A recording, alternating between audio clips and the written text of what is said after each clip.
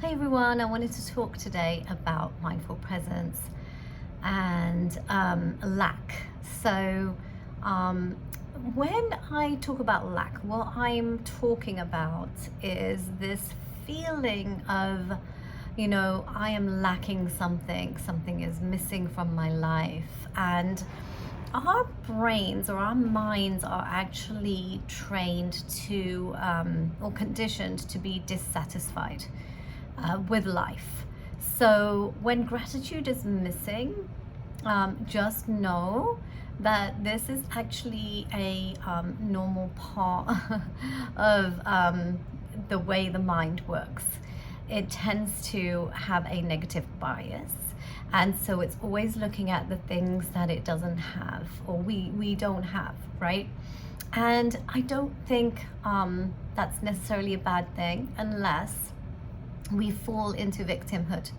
So when we see something is lacking from our lives, we go into this place of I am a victim, and things are being like taken from me, resources have been taken from me.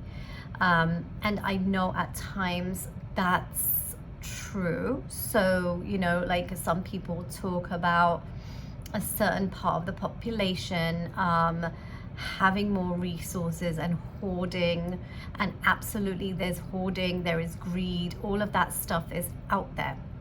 And what I'm talking about is this individual, like day-to-day lives where we feel consistently something is missing, and it is a kind of impoverishment or insecurity, and that insecurity drives us to feel this sense of low worth.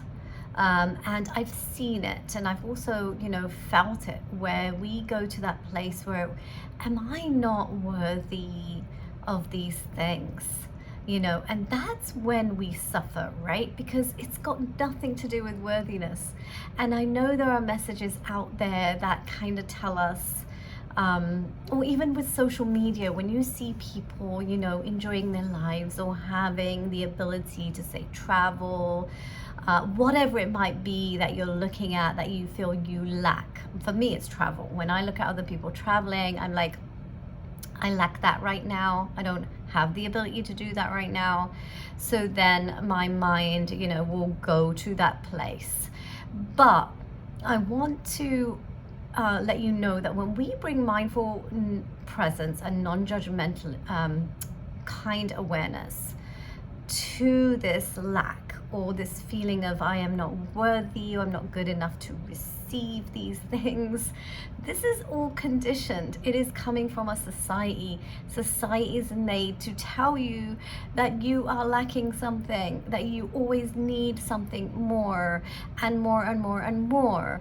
And it is not your fault that you have this conditioning inside. So please do not create another layer of suffering and beat up on yourself because you're not feeling grateful enough for what you have, or you're not you're going to this place of not feeling good enough, because you're just going to perpetuate the not good enough feeling, because you will be like, but I should be grateful. I already have so much. Yes, I can't travel, but I have this and this and this.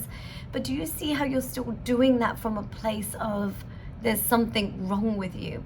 And guys, there's nothing wrong with you. These are the conditionings that we have been around for centuries, and society has conditioned us this way. Doesn't mean you don't take ownership and bring in these elements that you want to bring in, like gratitude. It doesn't mean that you just blame it on conditioning. But when you see that a lot of this is conditioning, there's a compassion that comes in, this self-compassion for yourself. And this self-compassion is not pity, it's not sympathy where it's like, poor me. It is, oh, gosh, yeah, society has really conditioned me this way, and it is hard, and I am suffering because of it.